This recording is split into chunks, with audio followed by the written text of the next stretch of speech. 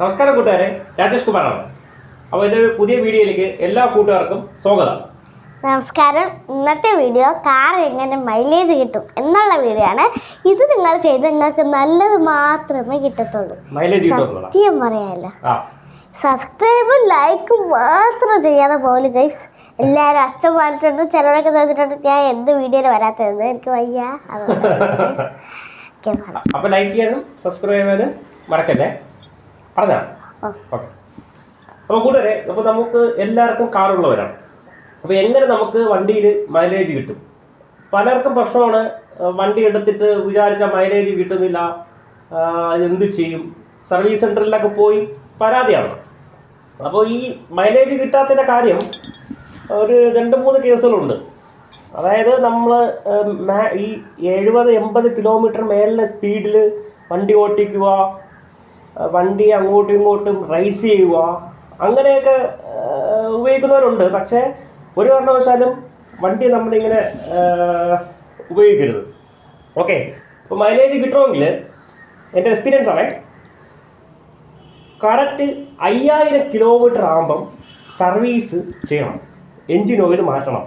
സാധാരണ പെട്രോൾ വണ്ടികൾക്ക് 10000 കിലോമീറ്ററിനാണ് engine oil സാധാരണ മാറിക്കാണാറുള്ളത്.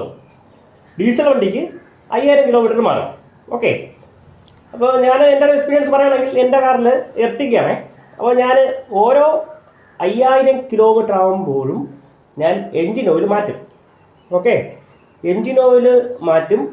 പിന്നെ ഓരോ 2000 കിലോമീറ്റർ ആവുന്ന സമയത്ത് അലൈൻമെൻറ്റ്, ബാലൻസിങ് കാര്യങ്ങളൊക്കെ ഞാൻ ചെയ്യുന്നുണ്ട്.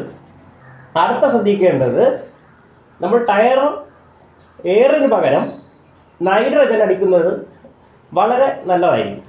ഓക്കെ. അതായത് എനിക്ക് 50-55 കിലോമീറ്റർ വരെ ടയർ ഓടി.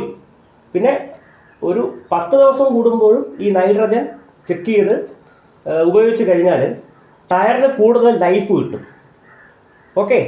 പിന്നെ ഓരോ 2000 കിലോമീറ്റർ ആകുമ്പോൾ അലൈൻമെൻറ്റ്, ബാലൻസിങ് കാര്യങ്ങൾ ചെക്ക് ചെയ്യുക. ഓരോ 5000 കിലോമീറ്ററിന് എൻജിൻ ഓയിൽ മാറി, ഓയിലും ഫിൽറ്റർ മാറി ഉപയോഗിക്കുന്നത് നല്ലതായിരിക്കും. പിന്നെ മൈലേജ് ഇപ്പോൾ പുതിയ വണ്ടികളൊക്കെ ആണെങ്കിൽ ഫസ്റ്റ്, സെക്കൻഡ്, തേർഡ് സർവീസ് കഴിഞ്ഞ് മൈലേജ് ചെക്ക് ചെയ്യണത് തന്നെ ഞാൻ പറഞ്ഞുതരാം. നമ്മൾ കിലോമീറ്റർ നോക്കിയിട്ട് ബൈപ്പാസ് റോഡിൽ 60-70 ആ റേഞ്ചിൽ പോവുകയാണെങ്കിൽ നമുക്ക് മൈലേജ് കയറി വരും. ഓക്കെ. അല്ലാതെ നമുക്ക് 100-120 കിലോമീറ്റർ സ്പീഡിൽ പോയി കഴിഞ്ഞാൽ മൈലേജ് കിട്ടില്ല. അത് പ്രത്യേകം ശ്രദ്ധിച്ചോണം.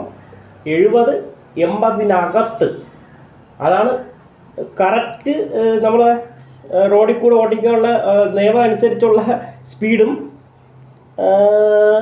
അത് മതി. പിന്നെ റാഷ് ഡ്രൈവിങ്, വണ്ടിയെ നമ്മൾ മാക്സിമം സ്നേഹിച്ച് ഓടിക്കുക. ഓക്കെ. റാഷ് ഡ്രൈവിങ്, വളയ്ക്കും തിരിക്കുന്നു, ക്ലച്ച് അനാവശ്യമായിട്ട് ചവിട്ടുന്നു, അതൊക്കെ നമുക്ക് മൈലേജിനെ ഒരു പരിധി വരെ അതിനെ ബാധിക്കും. ഓക്കെ. അപ്പോൾ ഇത് മനസ്സിൽ വച്ചേക്കുക.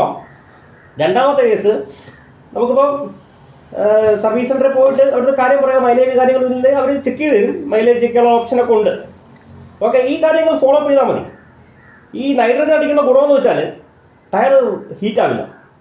ഞാനൊക്കെ ലോങ് പോകുന്ന സമയത്ത് ഞാൻ എൻ്റെ ബൈക്കിലായാലും ശരി തന്നെ നൈട്രജൻ തന്നെ അടിക്കാറുള്ളൂ.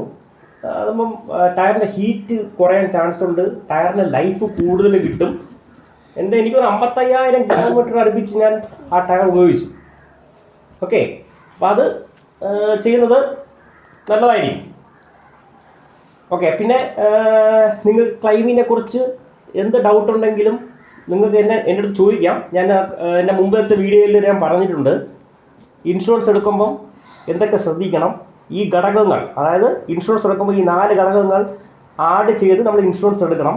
പിന്നെ ചില ഇൻഷുറൻസ് കമ്പനി 2 ക്ലെയിം വരെ ബമ്പർ ടു ബമ്പർ തരുള്ളൂ. അടുത്ത ഇത് തൊട്ട് നോർമൽ പോളിസി ആവും. പക്ഷേ അൺലിമിറ്റഡ് ക്ലെയിം തരുന്ന ഇൻഷുറൻസ് കമ്പനി നമുക്ക് കിട്ടും. ഓക്കെ. അപ്പം മൈലേജ് ഇത്രയും കാര്യങ്ങൾ ശ്രദ്ധിച്ചാൽ മതിയാവും. ഓക്കെ. അപ്പോൾ നെക്സ്റ്റ് വീഡിയോ ആയിട്ട് അടുത്ത കാണാം. അപ്പോൾ മാക്സിമം സബ്സ്ക്രൈബ് ചെയ്യുക, ഷെയർ ചെയ്യുക, ലൈക്ക് ചെയ്യുക. നിങ്ങളുടെ അഭിപ്രായങ്ങൾ കമൻ്റായിട്ടും ഇടാവുന്നതാണ്. ഗൈസ് ഫോളോ ചെയ്യാൻ മാത്രം മറന്നു പോലെ. Thank you.